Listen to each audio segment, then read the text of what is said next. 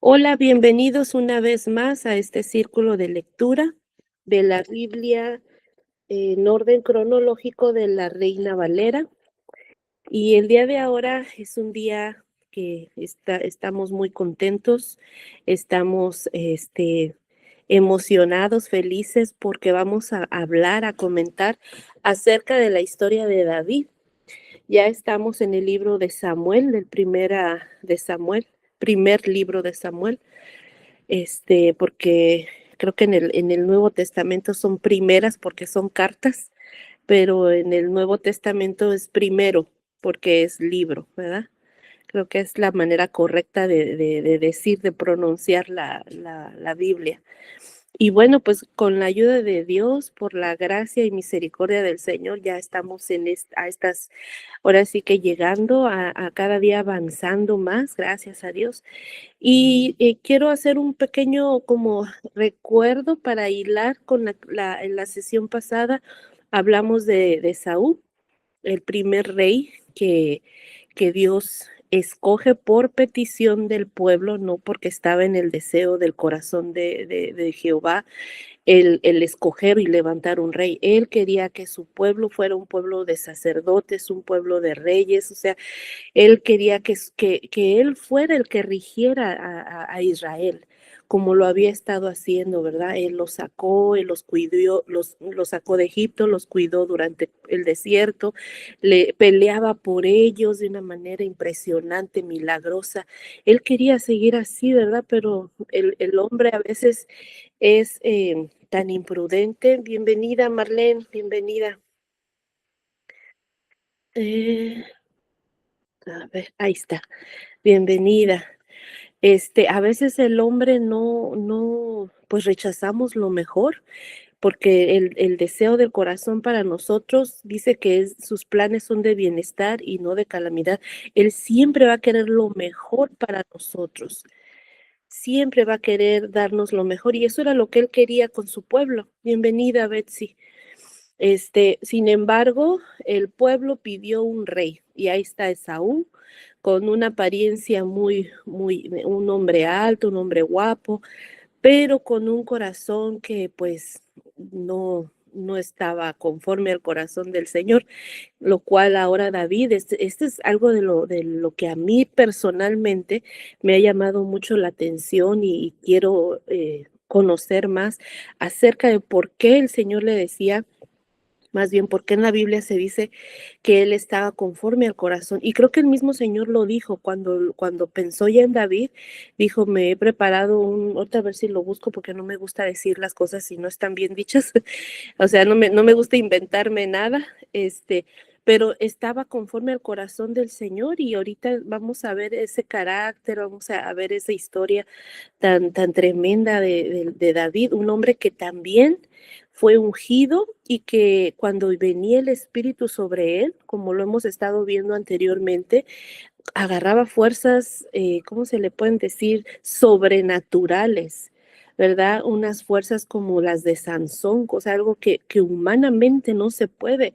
Y eso es algo que a mí me llama la atención, porque quiere decir que el Espíritu Santo, cuando está en una persona, somos invencibles, somos sumamente poderosos. Y esto nos ayuda a continuar, a seguir adelante, a no a seguir adelante principalmente, porque para un cristiano, para una persona que busca de Dios, las luchas a veces son muy fuertes, pero no es por nuestras fuerzas, sino con su Santo Espíritu, ¿verdad? Que peleamos esas batallas.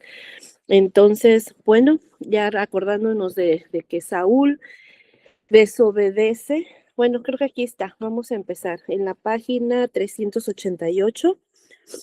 Voy a ver, aquí dice misión contra amalecitas. Aquí es a donde empieza, o más bien, ya Saúl ya había fallado, pero creo que aquí ya con esto ya se acaba, o sea, es como que ya el último, donde ya le dice que ya está desechado.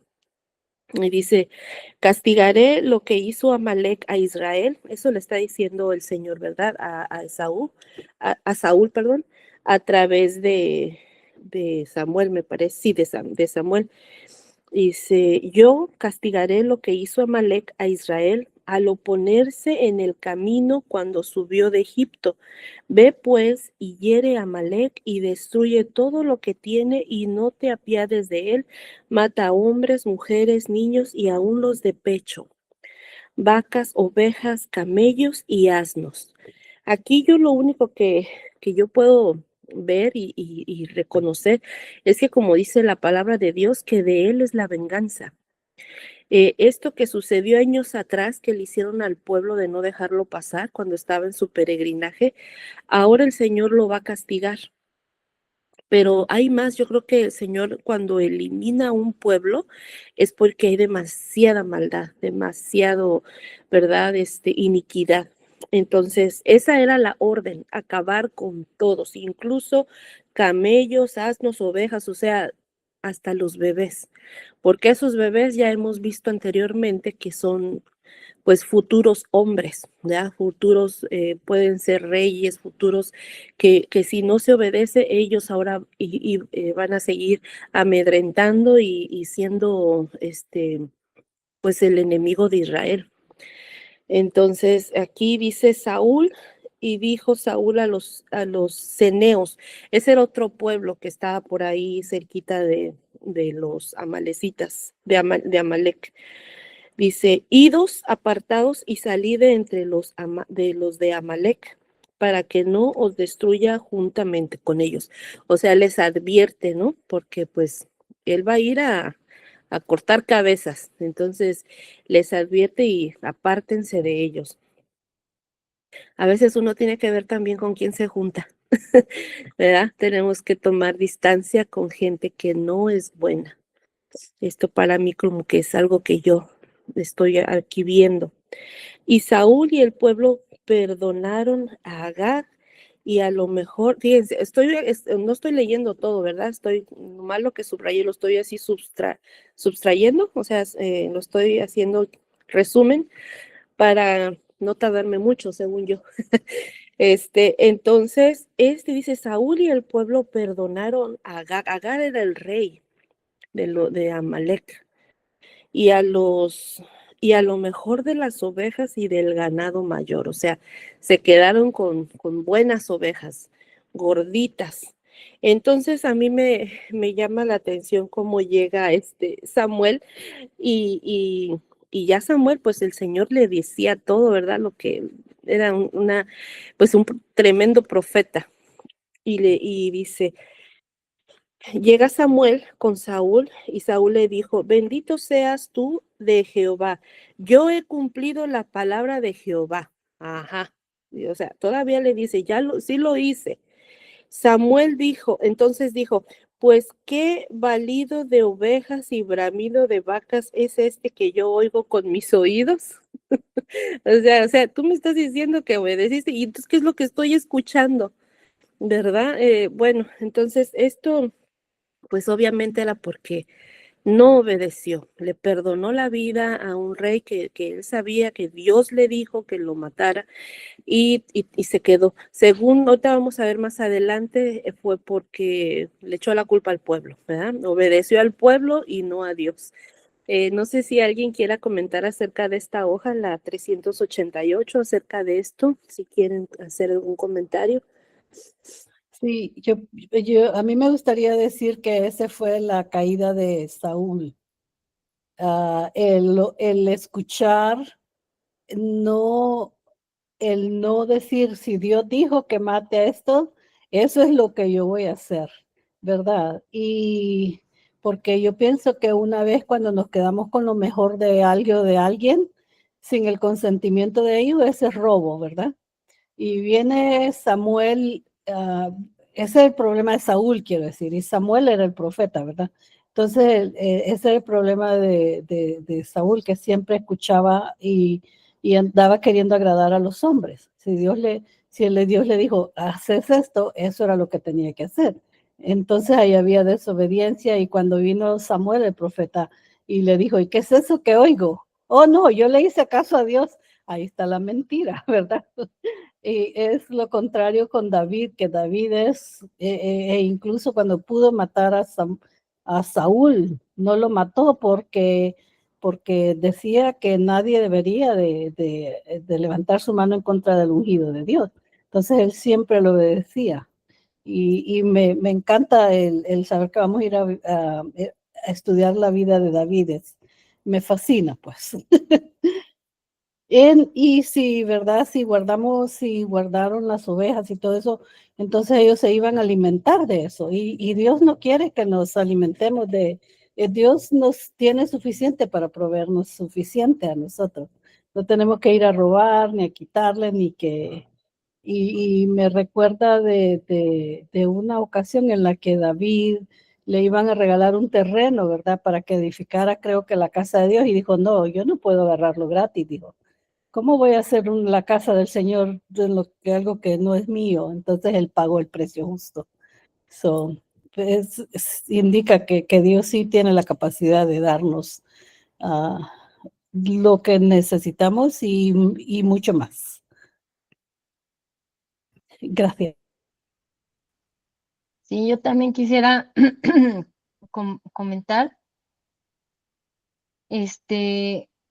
justo que eso que dice que el pecado que menciona la vida plena es que Saúl desobedeció. O sea, la desobediencia fue más poderosa que, que haberle hecho caso a Dios. O sea, él no quiso hacer la voluntad de Dios, él desobedeció y dice que en el 15:22, es que yo me fui por versículos. Ah, no, pero ese ya es más adelante. Mejor ahí me abstengo, si no voy a comentar más. Pero sí de eso se trata, ¿no? De la desobediencia de Saúl. Ahora, yo tuve una reflexión en la semana que quería compartirles, porque yo decía, es que ¿por qué Dios manda a hacer cosas así rudas, ¿no? De mátenlos y que no quede nadie vivo porque son impíos, ¿no? Y son unos pecadores, no sé, cosas así. Y yo decía, sí, o sea, comentaba con alguien, ¿no? O sea, ¿por qué Dios permitió eso? O sea, ¿por qué Dios en realidad ordenaba esas cosas, ¿no? Y me dijo, bueno, en ese tiempo, o sea, yéndonos al contexto histórico de ese tiempo, era la forma en la que, en la que Dios, primero era una ordenanza de Dios, ¿no? Donde Dios, en este caso, los amalecitas eran un pueblo que no le interesaba a Dios, que no había escuchado de Dios, que vivía contrario a la voluntad de Dios. Entonces, bueno, ahí por eso Dios ordena, ¿no? Que se maten. Ahora, en ese tiempo también eran los tiempos de las conquistas, donde así se conquistaba a los pueblos, donde así se delimitaba a los países, que bueno, ahora ya vivimos de otra forma. O sea, me decía esta persona con la que hablaba, es que tú lo ves como ahora, pero en ese tiempo era lo que se vivía y lo que se tenía que hacer de acuerdo a ese tiempo. Ahora pues ya somos más diplomáticos, ahora están los presidentes, ¿no? Ahora están los reyes, ahora somos gobernados por otros eh, políticos, pero ya hay diplomacia en nuestra fecha, ¿no? En nuestros días. Entonces eso se me hizo muy importante porque es cierto, y después de que Jesús vino a hacer su sacrificio, o sea, es como que eso me impactó mucho, es cuando ya no hay ese tipo de muertes, ya no hay ese tipo de ordenanzas donde Dios dice, ve y mata a alguien, ya no, ya Jesús pagó por todo eso, ¿no? Entonces, bueno, por eso lo menciono, porque pues justamente habla de ve y mata a los bebés, mata a todas las criaturas, que no haya más.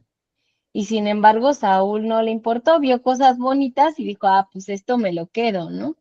Entonces, pues ya ese era mi comentario. Gracias. Gracias, Adri. Es muy interesante esta conversación acerca de la palabra, porque aquí es a donde uno puede nutrirse uno al otro. Y yo recuerdo que esa pregunta ¿se llaman genocidios o cómo se llama ahora esa palabra donde se manda a aniquilar? La palabra de Dios es dice que es de ayer, de ahora y para siempre, ¿no? O sea que aplica en todas las épocas. Sin embargo, yo me acuerdo que lo leímos y como Dios se enfoca en erradicar el pecado, bueno, antes del Señor Jesucristo, como decías, pues se tenía que hacer sacrificios y todo.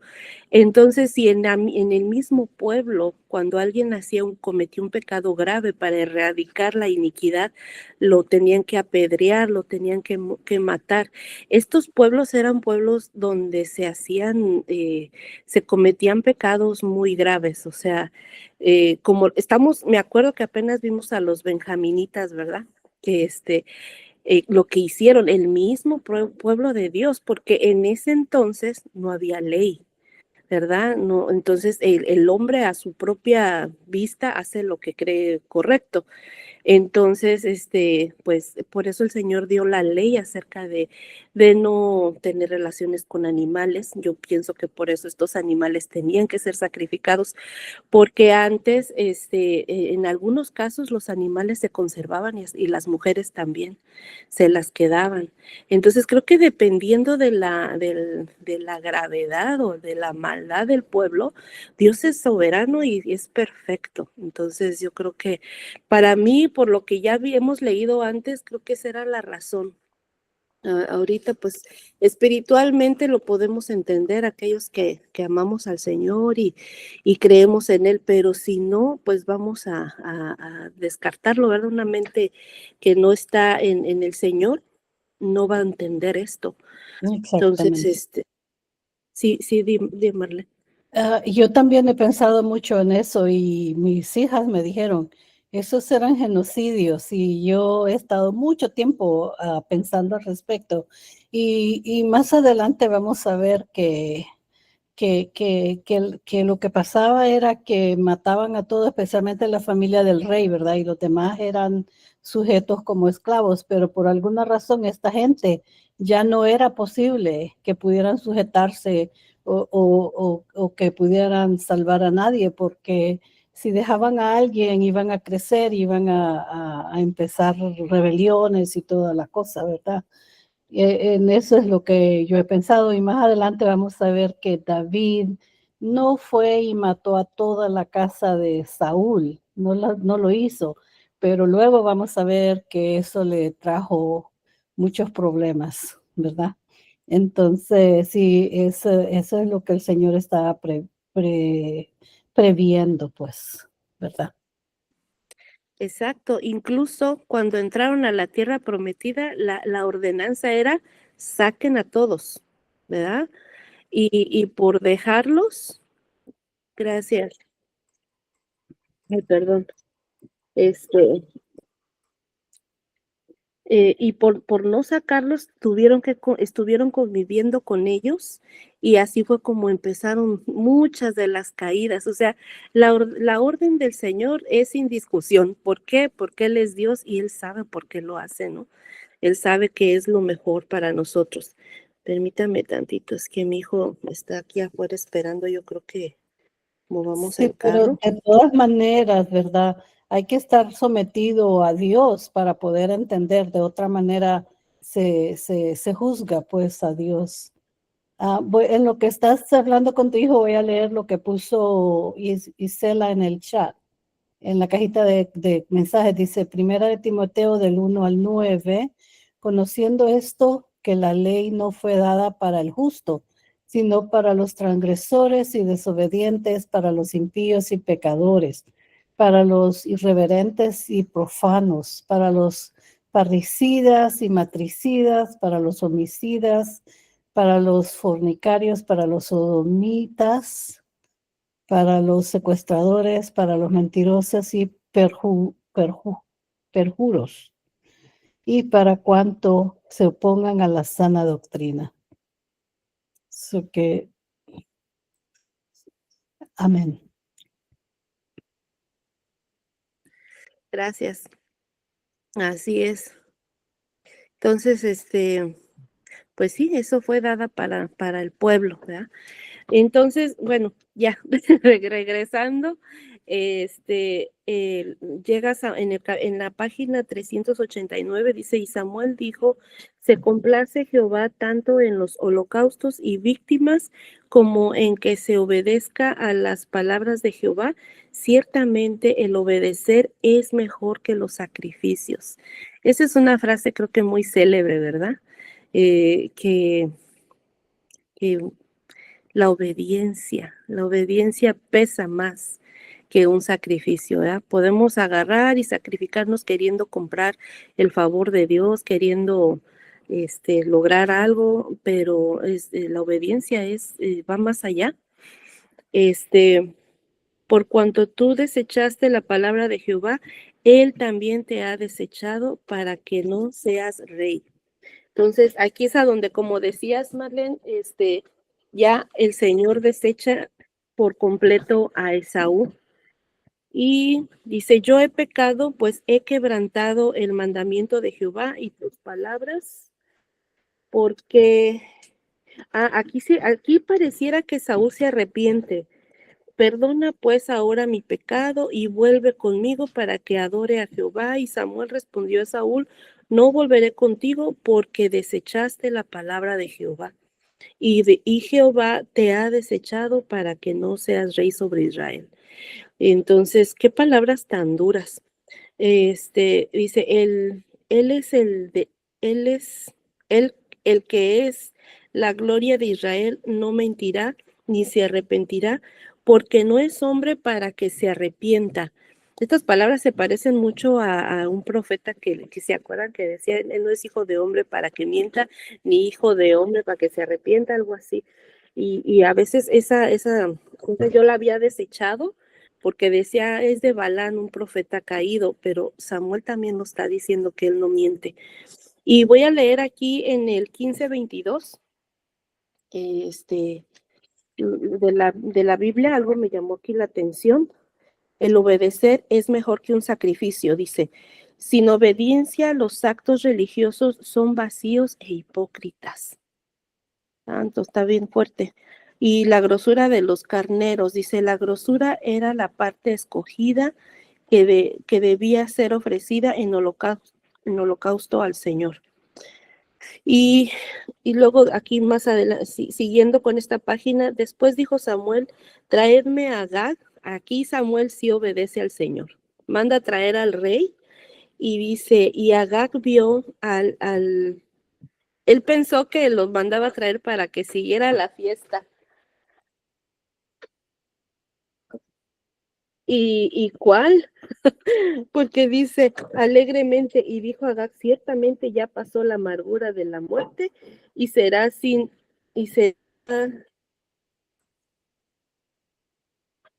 y Samuel dijo, como tu espada dejó a las mujeres sin hijos, así tu madre será sin hijo entre las mujeres.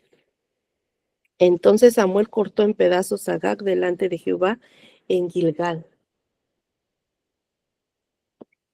Entonces, pues ahí Samuel sí obedeció y dijo, y nunca después, bueno, aquí ya se despide Samuel, dice Samuel se entristece a causa de Saúl.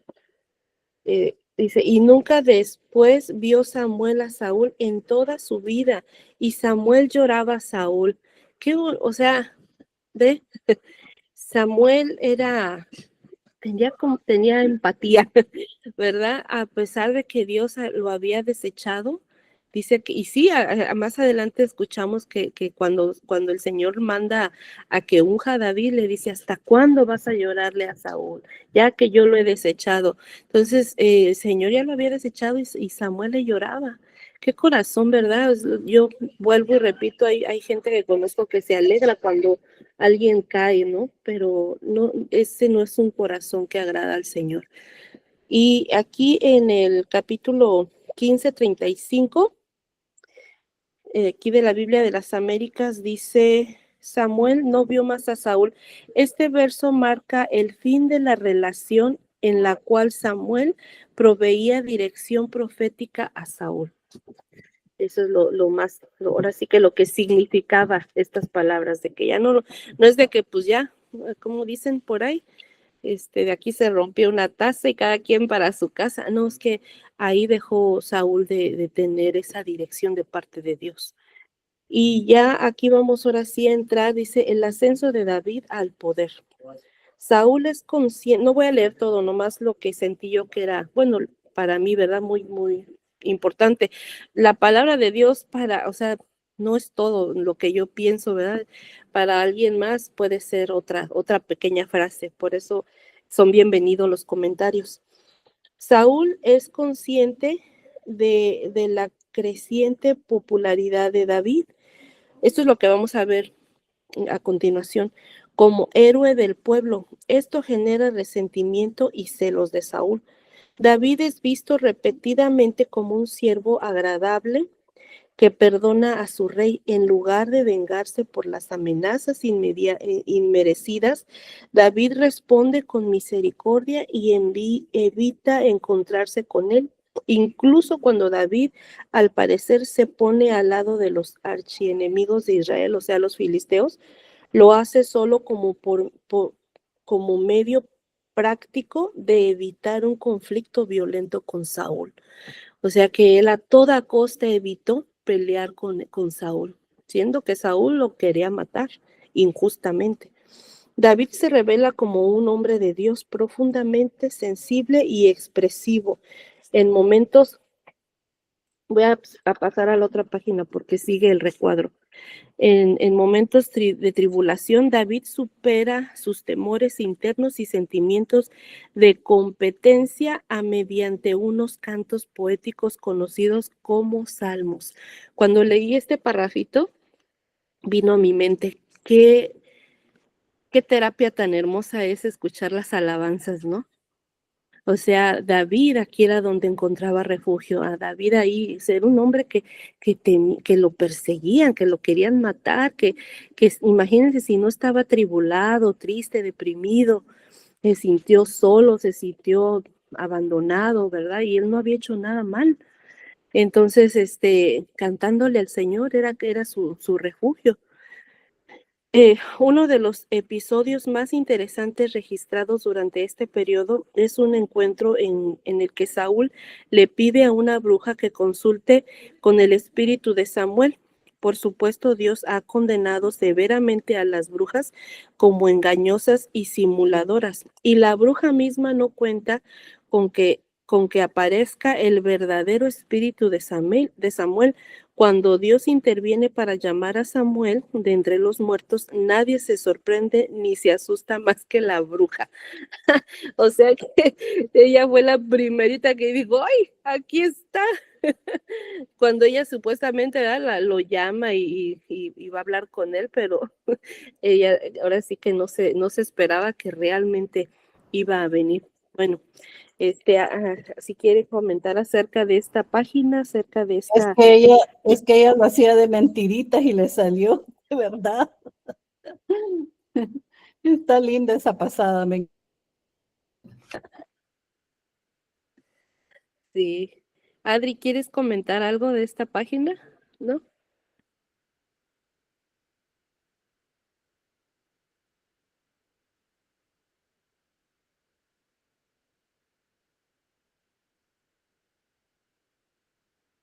Ah, está tu audio apagado. Gracias. Yo aquí hable y hable. Entonces, aquí dice, David es nombrado como sucesor. Dijo Jehová a Samuel, ¿hasta cuándo llorarás a Saúl? Lo que acababa de decir, ¿verdad? Que Samuel pues le lloraba, era un hombre que no se alegraba por la caída de Saúl. Y dice aquí abajito, Samuel, luego que él llegó a Belén, los ancianos de la ciudad salieron a recibirle con miedo y dijeron, ¿es pacífica tu venida? Él respondió, sí, vengo a ofrecer sacrificio a Jehová, santificaos y venid conmigo al sacrificio y santificaos. Él a Isaí y a sus hijos los llamó el sacrificio. Bueno, es que aquí me salté. Dios le está mandando a Samuel que vaya a, a ungir a David, pero Samuel todavía no conoce a David y no sabe que se llama David, ¿verdad? Nomás le dijo, ve y úngeme al que yo te voy a decir. Y entonces Samuel obviamente teme por su vida, porque si Saúl se enteraba que él iba ya a ungir a otro rey, imagínense, ¿no? Si lo iba a querer matar, porque Saúl pues ya estaba ahora sí ya en otra actitud. Y aquí en la Biblia, en el capítulo 16 verso 4 dice, cuando los ancianos le preguntan, ¿vienes de una manera pacífica? ¿Es pacífica tu venida? Le preguntan a Samuel, ¿verdad? Entonces dice, los ancianos sabían del desacuerdo entre Samuel y Saúl y temían que la presencia de Samuel pudiera envolverlos en la riña. Por eso es que le hicieron esa pregunta. A mí me llamó la atención porque pues yo dije, si Samuel no era peleonero, ¿no? No era de que voy a ir a pelearme y era profeta, era reconocido, era respetado. Entonces esa era la razón. Entonces él va y lo invita a Isaí con sus hijos a hacer un sacrificio, pero la verdad es que iba él a ungir al nuevo rey, de esta manera para que no supiera Saúl. Y aconteció que cuando ellos vinieron, él vio a Eliab, el hijo mayor, y de cierto delante de Jehová está su ungido. Y Jehová respondió a Samuel, no mire su parecer, ni a lo grande de su estatura, porque yo lo desecho. Porque Jehová no mira lo que mira el hombre, pues el hombre mira lo que está delante de sus ojos, pero Jehová mira el corazón. Qué bonita palabra, ¿no? Que el Señor no nos ve si estamos guapos, si estamos peinados, si estamos bien arregladitos, si vamos bien a la iglesia, ¿verdad? Bien perfumados. Él ve el corazón, Él ve con qué actitud uno va, Él ve también cómo uno ofrenda, cómo uno da, o sea, Él ve el corazón. No podemos engañar al Señor. Eso para mí, o sea, por eso me gusta, ¿verdad? Esto. Y aconteció, no, este ya lo leí. Aquí hay algo porque dice que hizo pasar Isaí 7 hijos suyos delante de Samuel, pero Samuel dijo a Isaí, Jehová no ha elegido a estos. Entonces dijo Samuel a Isaí, ¿son estos todos tus hijos? Y él respondió, queda uno, el menor, que apacienta las ovejas. Y dijo Samuel a Isaí, envía por él, porque no nos sentaremos a la mesa hasta que él venga aquí. Qué tremendo, porque aquí el mismo papá lo desechó, el mismo papá lo rechazó, ni siquiera lo invitó, ¿verdad? O sea, ahí nomás sus hijos, los otros, qué cosas, porque el rechazo es algo que lastima el alma, es un daño bien fuerte para un ser humano, y más si viene de un padre. Ese Davidcito estaba lastimado, pero aún con todo y eso, pues él amaba al Señor, le adoraba. Ya casi voy a llamarle, nomás termino. El mismo padre de David lo desechó al no tenerlo para la consagración, pero el Señor Samuel Samuel mandó a traerlo. Esto era lo que quería decir de esta. Sí, sí, Marlene, di lo que quieres Sí, decir. lo que quería decir acerca de esto es que ese era el trabajo del hijo menor. El hijo menor de las familias, él era los que cuidaban las ovejas. O sea que ya ni lo conocían cuando regresaba por todo el clima que aguantaban y todo el calor y todo el frío. Y sin embargo, el Señor usó las ovejas, el campo, el cielo, para preparar a David para ser el mejor rey, para ser un buen rey, ¿verdad? Que todo lo que el mundo desprecia a veces es lo que el Señor está usando para moldearnos y para hacernos a su semejanza, pues.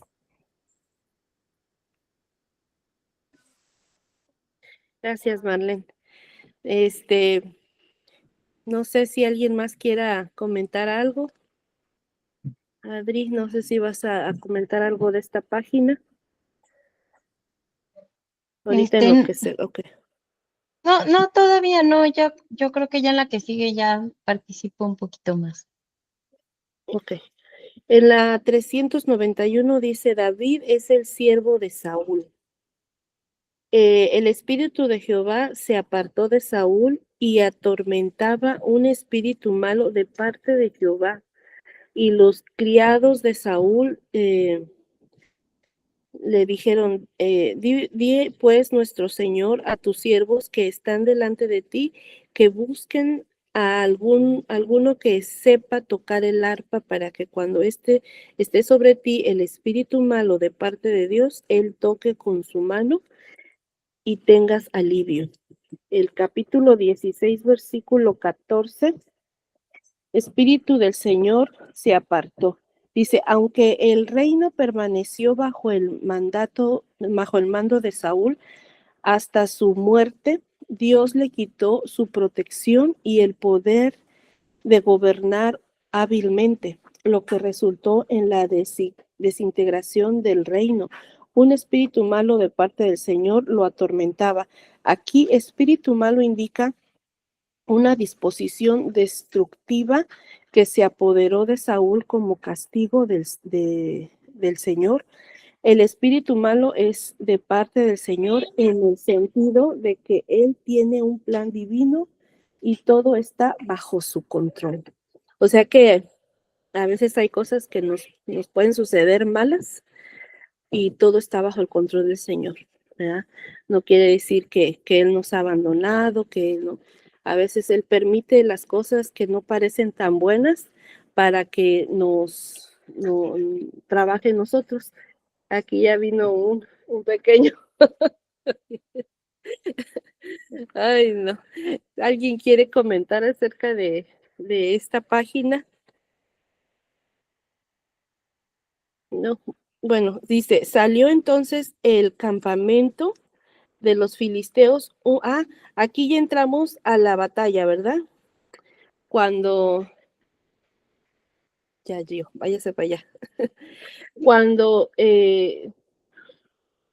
cuando los filisteos, o sea, estaban en guerra, ¿verdad? Los filisteos el pueblo de Israel, que le llamaban también hebreos, y por ahí en la Biblia me salió porque era de Eber, o sea, los filisteos les llamaban así por de dónde venían, porque pues nosotros los conocemos también como los israelitas, ¿verdad? El pueblo de Dios. Bueno, salió entonces del campamento de los filisteos un paladín, el cual se llamaba Goliat, y ya empieza a describir lo grande que era Goliat, pues era su mero gallo, ¿verdad? Y dice, David había ido y vuelto, dejado a Saúl. ¿Se acuerdan que estaba ahí tocándole el arpa para apaciguar ese espíritu? Para apacentar las ovejas de su padre en Belén. Venía pues aquel filisteo por la mañana y por la tarde, y así lo hizo durante 40 días. Y dijo Isaí a David, su hijo, toma ahora para tus hermanos un efa de este grano tostado y estos 10 panes, y llévalo pronto al campamento a tus hermanos, y estos 10 quesos de leche los llevarás al jefe de los 1000. Y mira, sí, o sea, le da instrucciones a David para que vaya a ver a sus hermanos, ¿verdad? Pero pues en eso se enteró de toda la situación de la batalla. Y me llama la atención, yo había visto como, o sea, me llamó la atención que como el padre de sus hermanos, el Isaí, no nada más le mandaba a sus hijos, también al jefe, le mandaba quesos. Bueno, entonces, en el versículo 17, 5 y 6, aquí está hablando de la armadura de Goliat. Dice, la armadura de Goliat era mucho mejor y más ornamentada que la de cualquier israelita, incluso la del rey Saúl. Esta descripción es hecha para destacar el contraste entre el joven David sin armadura y su gigante adversario bastante fuerte para llevar tanto peso y luchar al mismo tiempo. O sea que no nomás era la grandeza, también era él, dice que desde joven era guerrero, o sea que tenía experiencia, pero también la armadura que traía era imponente. Entonces, pues como no todos temblaban. Pero llegó David y bueno, ahorita no quiero adelantarme mucho. Si alguien más quiere comentar acerca de esto, Es del capítulo 17, ¿verdad? Ya vamos en la... 391, la página 391. Ajá, ok. Ah, no, no, pero es que yo quería comentar de lo 16 que sigue. y 17 también. Esta parte del 17 es Ajá. el principio. Si quieres, coméntalo, porque ya vamos para allá. No, no, si quieres tú ya al final yo comento porque es del 50. Sí, te Ok. espero. Entonces, la siguiente página dice, entonces David dejó su carga en mano del guardia. O sea, aquí no lo voy a leer, sino lo voy a hablar como yo lo leí.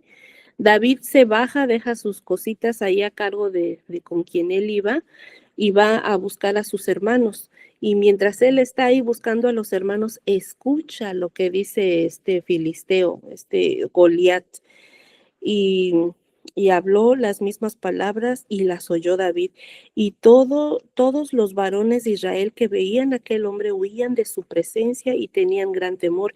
Y cada uno de los de Israel decía, o sea, se maravillaban de la grandeza de Goliat, ¿verdad? Entonces habló David a los que estaban junto a él, diciendo, ¿qué harán al hombre que venciere a este filisteo? Y quitaré y quitare, o sea, y quitare o sea, más que las cosas que le iban a dar, a él le estaba como preocupando o le interesaba el honor del pueblo de Israel y de Dios, ¿verdad? El oprobio de Israel y quitare el oprobio de Israel, porque ¿quién es este filisteo incircunciso para que provoque a los escuadrones del Dios viviente? Ahí empezamos a ver la característica de ese corazón de David. No era materialista, él amaba a Dios y se ofendía, tenía celo de cómo lo van a ofender, cómo si ustedes son el ejército de mi Dios. Entonces es un corazón pues de fe, de convicción. Y oyéndole hablar Eliab, su hermano, bueno, aquí hay tristemente de la familia, ¿no? En vez de el mismo hermano nomás llegó a insultarlo, nomás llegó a menospreciarlo, ¿no? ¿Qué estás haciendo tú aquí? Yo conozco tu soberbia, o sea, tú eres soberbio. Pero ¿qué hizo David? ¿Se puso a discutir con su hermano? Le contestó, no, y tú, y tú, y tú. No, dice que cuando David dijo, ¿para qué has descendido acá? ¿Y a quién has dejado? Bueno, ese es su hermano. Y dice, ¿qué he hecho yo ahora? ¿No es esto mero hablar? Y apartándose de él hacia otros preguntó, o sea, lo dejó al hermano así como diciendo, pues yo no, ¿qué te estoy haciendo? ¿No? Esto nomás estoy platicando. Y se fue, mejor se dirigió, evitó conflicto con la familia, ¿verdad? Y y dijo David a Saúl, no desmaye el corazón de ninguno a causa de él, tu siervo irá y peleará contra este filisteo. Estamos hablando que David era joven, ¿verdad? Dijo Saúl a David, no podrás tú, porque tú eres muchacho, y él un hombre de guerra desde su juventud. O sea, por eso les decía que él tenía experiencia. David respondió a Saúl, tu siervo era pastor de las ovejas de su padre, y cuando venía un león y un oso y lo tomaba algún cordero de la manada, salía yo tras él y lo hería y lo libraba de su boca. Y si se levantaba contra mí, yo le echaba mano de la quijada y lo hería y lo mataba. Fuese león, fuese oso, tu siervo lo mataba. Y este filisteo incircunciso será como uno de ellos porque ha provocado el ejército del Dios viviente. Añadió David, Jehová, que me ha librado de las garras del león y de las garras del oso, él también me librará de la mano de este filisteo. Y dijo Saúl a David, ve y Jehová esté contigo. Entonces vemos que David era un hombre aguerrido. O sea, no porque era de que evitaba problemas, significaba que era dejado, peleaba cuando tenía que pelear. Ahorita les mandé una descripción de lo que habla su prudencia. Hablaba cuando tenía que hablar, se callaba cuando se tenía que callar. O sea, wow, tengo que, sí, sisterable, diga Marlene. Se Sí, le fue, ok. yo pienso que cuando su hermano lo vio allá peleando con el filisteo, ha de haber dicho, es justamente lo que me imaginé que iba a hacer. Y también cuando su hermano se enoja mucho con él, ese pedacito de ahí me hace imaginarme cuando ellos comían en la casa y David llegaba y les contaba todas sus hazañas con los osos y los leones y los hermanos decían, eso no es verdad, eso es mentira, ¿verdad? Y entonces me da esa imaginación y esa ternura de que él venía y les contaba y ellos decían, no, no puede ser, ¿verdad? Y me gusta mucho que dice acerca de que es que David, lo que enseña es que David tenía relación íntima con Dios, ¿verdad? Porque estos estaban ocupados con la guerra y miraban, pero él decía, nuestro Dios, ese es un enano a la par de nuestro Dios. Ese es un granito de arena, ¿verdad? Ese gigante. Y eso es lo que me encanta a mí de esta historia, de cómo los ojos de David estaban abiertos y que podía ver lo que realmente Dios era. Y eso solo se logra cuando uno tiene una relación con Dios, ¿verdad? Solamente. Y al final de descripción que les mandé, dice, el temor de Dios, base de su prudencia.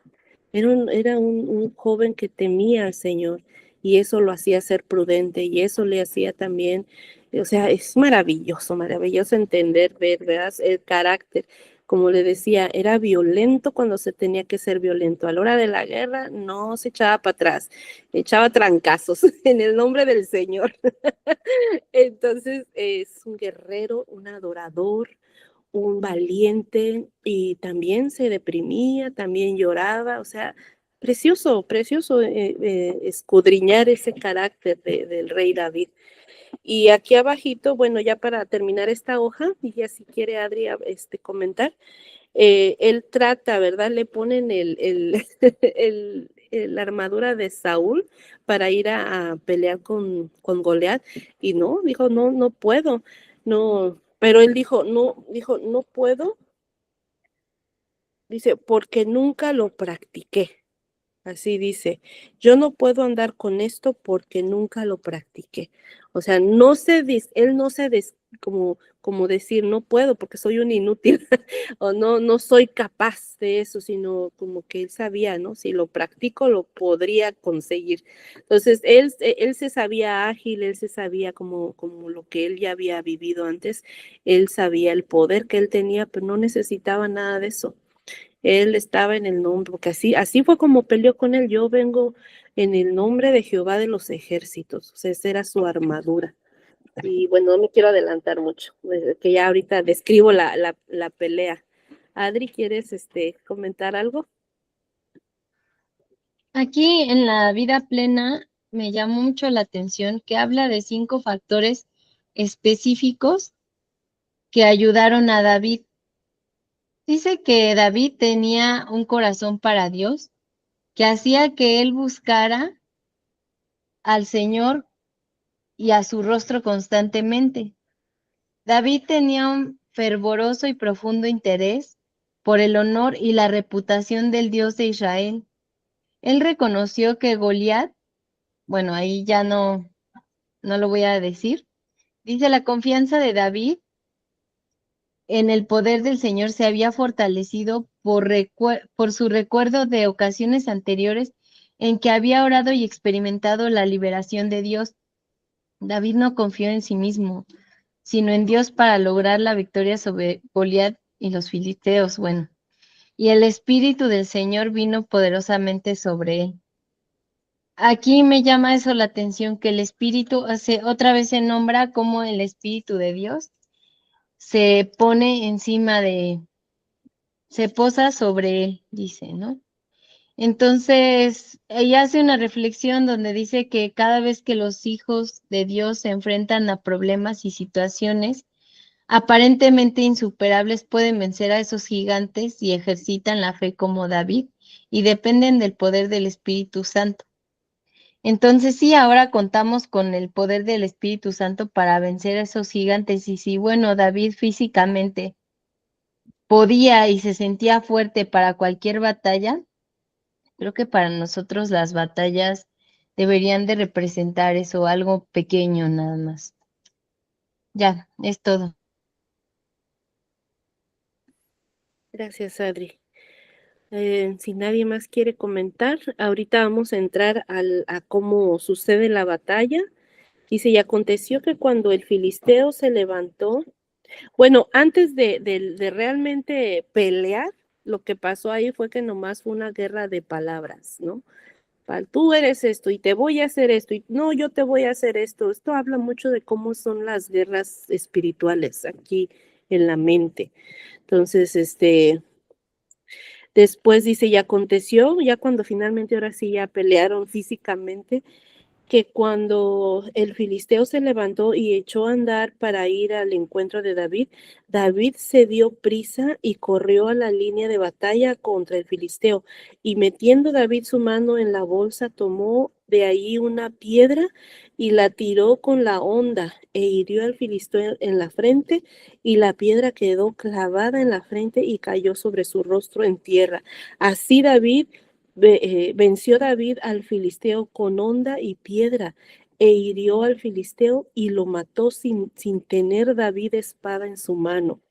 Entonces tomó David y se puso sobre el filisteo, y tomando la espada de él, con la propia espada del filisteo, sacándola de su vaina, o sea, ni siquiera le dio chance a que desenvainara. Ni siquiera pudo hacer eso. David fue a sacarla y con eso mismo le cortó la cabeza.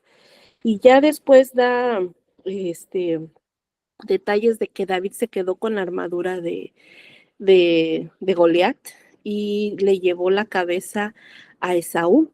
Y aquí pues ya voy a leer lo que dice, que conoce a Jonatán. Jonatán es hijo de Esaú. Y el alma de Jonatán quedó ligada con la de David, y lo amó Jonatán como a sí mismo. Entonces yo quería investigar a qué se refería eso, y en Génesis 18:1 habla de cuando Jacob eh, mm, manda sus hijos. José está en Egipto, y entonces están sus hermanos y no saben que José es el casi faraón, ¿verdad? Entonces José se quiere quedar con Benjamín, su hermano de él, de sangre, de madre y padre, pero ahí la Biblia dice que estaban ligados ellos también. Entonces voy a leer lo que dice allí en Génesis 44:30.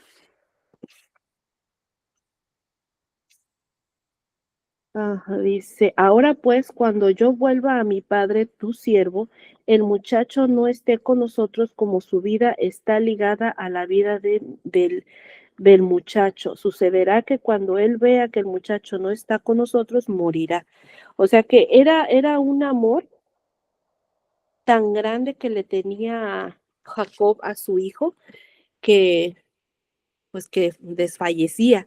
Entonces era lo mismo aquí hay algo que también pasa, que Jonatán le entrega a David, se quitó el manto que llevaba y se lo dio a David, y otras ropas suyas, hasta su espada, su arco y su talabarte.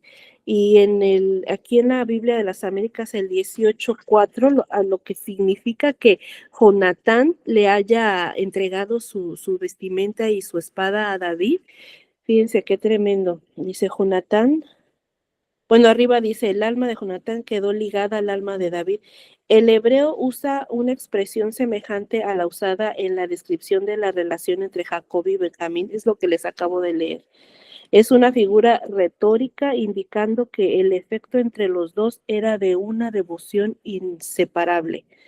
Y luego el 18:4, Jonatán se quitó y se lo dio a David. Dice, era de esperar que Jonatán sería rey después de su padre, Saúl. Pero Jonatán se quitó todo lo que le representaba su vida y su posición como futuro rey y se lo dio a David, anticipando el reino de David. Está tremendo, ¿verdad? Cómo se va anunciando todo. Todo va encajando perfectamente. Saúl se pone celoso y bueno, pues ya después de esta tremenda victoria, ya hemos escuchado que cuando él regresa, salieron las mujeres todas de la ciudad de Israel cantando y danzando. Este canto que ya sabemos, Saúl mató a 1000 y David a sus 10,000. Entonces ahí fue donde ya cayó de la gracia de Saúl David, ya Saúl ya no lo vio con buenos ojos, porque empezó a notar todo el respaldo que tenía David, y bueno, no quiero anticiparme mucho. Adri, ¿quieres decir algo de esta batalla? Sí, aquí cuando ya empieza, cuando dice que un espíritu malo de Dios tomó a Saúl y él desvariaba. Bueno, sí, porque según yo aquí habla de los celos. Sí, dice que no se puede interpretar este texto como que Dios envió directamente un espíritu demoníaco para que entrara en Saúl, sino que Dios permitió que un espíritu malo entrara en él. La palabra hebrea para desvariar puede referirse a profecías verdaderas o falsas. Saúl no estaba profetizando aquí por el Espíritu de Dios, más bien eran probablemente desvaríos en los que expresaba declaraciones y delirios demoníacos. O sea, esto me llamó mucho la atención porque, pues sí puede suceder, ¿no? Que estas cosas pasen. Digo, aquí, bueno, es que aquí en la Biblia cronológica, habla del 18, del 6 al 11, de que se pone celoso, pero acá en la vida plena, en el versículo 10, habla como muy puntual acerca de que el espíritu malo de parte de Dios tomó a Saúl. O sea, no sé, se me hizo muy interesante saber que Dios permitió eso en la vida de Saúl. Ya sería todo. Gracias, Adri. Bueno, en la página 394, lo único que quiero mencionar es que, como decía Marlene, vea al principio de Saúl, vea que él tenía un carácter era un hombre muy recto, un hombre que pagaba, o sea, que daba. Y cuando Saúl lo quiere, Saúl ya no está a gusto, ¿verdad? Le tiene mucho celo. Aquí dice la Biblia que lo mandaba a pelear y lo hacía con el objetivo de que cayera en la batalla. Pero David salía victorioso una y otra vez. El Señor estaba con David, era bueno para pelear. Y aquí es a donde dice, ¿verdad? Este, bueno, Saúl trata de matarlo y David pues solamente esquivaba. Dice, y viendo Saúl que se portaba tan prudentemente, tenía temor de él. O sea que un hombre prudente, un hombre, dijéramos, sensato, hasta infunde temor, yo creo, porque pues sabe que el carácter de él. Mas todo Israel y Judá amaban a David porque él salía y entraba delante de ellos. Y bueno, entonces aquí David, Saúl le da a su hija como esposa. Y David, de una manera así como lo que decías, Marlene, dice, no, ¿cómo me la va a dar así nomás? ¿Cómo voy a ser el yerno del rey sin pagar nada, sin hacer nada así? Ya con que había vencido a Goliat, pero no era, él tenía, o sea, era un hombre maravilloso, en ese sentido. Y entonces, Saúl, con toda la intención, lo manda por 100 prepucios de filisteos. Y lo que hace David es que no le entregó 100, le entregó 200. Aquí dice se levantó David y se fue con su gente y mató a 200 hombres. Entonces era de que, me pediste 100, toma 200. Ese era el carácter de David. Y no sé si alguien quiera decir algo de esta página para irme a la otra. Estoy avanzando un poquito ya más rápido, ¿no? Bueno, la 395 dice: y escuchó Saúl la voz de Jonatán y juró Saúl. Aquí Saúl, perdón, Jonatán intercede por David, ¿verdad? Saúl lo quería matar y Jonatán le dice, pues él no te ha hecho nada, ¿verdad? Y escuchó Saúl la voz de Jonatán y juró Saúl, vive Jehová que no morirá. Y llamó Jonatán a David y le declaró todas estas palabras y él mismo trajo a David a Saúl y estuvo delante de él como antes. Pero ese tiempo de paz le duró poco porque en cuanto volvieron a salir a la guerra y David dice que, y el espíritu malo de parte de Jehová vino sobre Saúl y otra vez lo intentó matar. Entonces David huyó y se escapó y vino a Samuel en Ramá y le dijo todo lo que Saúl había hecho con él. Y él y Samuel se fueron y moraron en Naiot. Y aquí hay un salmo, que aquí la Biblia cronológica mete el Salmo 59, que dice: David ora pidiendo fortaleza de Dios. Entonces sabemos que los salmos los escribió David. Y son momentos de gran dificultad, ¿verdad? Él sabía que el rey, pues lo quería matar. Líbrame de mis enemigos, oh Dios mío, ponme a salvo de los que se levantan contra mí, líbrame de los que cometen iniquidad y sálvame de hombres sanguinarios, porque he aquí están echando mi vida, se han juntado contra mí poderosos, no por falta mía, ni pecado mío, oh Jehová, sino sin delito mío, corren y se aperciben. Qué tremendo, ¿verdad? Toda la persecución, todo, y él no había hecho nada para merecer eso, dijéramos. Despierta para venir a mi encuentro y mira, y tú, Jehová, Dios de los ejércitos, Dios de Israel, despierta para castigar a todas las naciones. No tengas misericordia de todos los que se rebelan con iniquidad. Y bueno, sigue en la otra página, está un poquito larguito. Si lo quieren leer o si ya lo leyeron, pues para entender en qué momento de la vida de David fue escrito este Salmo 59. ¿Quieren comentar algo de esto?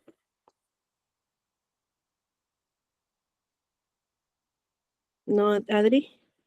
No, todavía. Ok. Bueno, la profetización frustra el daño. Entonces Saúl le envió mensajeros para que trajeran a David, los cuales vinieron. Este es algo medio chistoso, porque Saúl quiere mandar, y se entera Saúl que está David, en dónde está. Y manda, dice, ¿no? Entonces Saúl envió mensajeros para que trajeran a David, los cuales vieron una compañía de profetas que profetizaba y a Samuel que estaba ahí y los presidía. Y vino el Espíritu de Dios sobre los mensajeros de Saúl y ellos también profetizaron. Cuando lo supo Saúl, envió otros mensajeros, los cuales también profetizaron. Y Saúl volvió a enviar mensajeros por tercera vez y ellos también profetizaron. O sea, mensajeros que mandaban, nomás los mandaba a profetizar. Entonces, el mismo Saúl se levantó y fue a buscarlo. Y llegando, él también se despojó de sus vestidos y profetizó igualmente delante de Samuel. Y estuvo desnudo todo aquel día y toda aquella noche. De aquí se dijo también Saúl entre los profetas. Me llama la atención porque a veces se juzga mucho al profeta, ¿verdad? Y no sé, a veces hay gente que no recibe la palabra de Dios. Cuando Dios se expresa a través de quien Él quiere, ¿verdad? Lo que se debe ser escudriñado es la palabra, porque a veces el profeta no puede ser tan santo, tan bueno, es un don, es un regalo inmerecido, Y Dios se sirve a veces hasta de, ¿verdad? Se va a oír feo, pero hasta de una burra fue la que habló.